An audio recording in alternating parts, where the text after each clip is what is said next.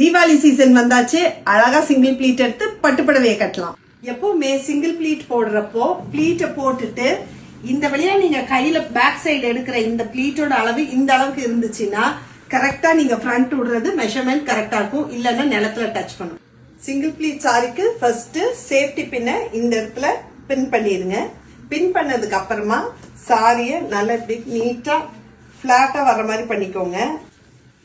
ஸ்ட்ரைட்டா இந்த இடம் பிளாட் பண்ணிட்டு உங்க இன்ஸ்கர்ட்ல டக்குன்னு பண்ணிருங்க. டக்குன்னு பண்ணிட்டு லெஃப்ட் ஹேண்ட பேலன்ஸ் பண்ணிக்கோங்க. லெஃப்ட் ஹேண்ட பேலன்ஸ் பண்ணிட்டு இந்த இடத்துல இருந்து குட்டி குட்டியா ப்ளீட் எடுங்க. குட்டியா ப்ளீட்டு செகண்ட் ப்ளீட்டும் அதே மாதிரி எடுங்க. அதுக்கப்புறமா என்னது தேர்ட் ப்ளீட். இந்த 3 ப்ளீட்டை எடுத்துட்டு இந்த ப்ளீட் அப்படியே ஃபாலோ பண்ணிட்டு வந்து இந்த இடத்துல பின் பண்ணிருங்க. பின் பண்ணினதுக்கு அப்புறமா இந்த இடம் இப்படி எடுத்துட்டு வந்துட்டீங்கன்னா சிங்கிள் ப்ளீட் சாரி நல்ல ஸ்டைலிஷா நீட்டா சூப்பரா வரும். ட்ரை பண்ணி பாருங்க.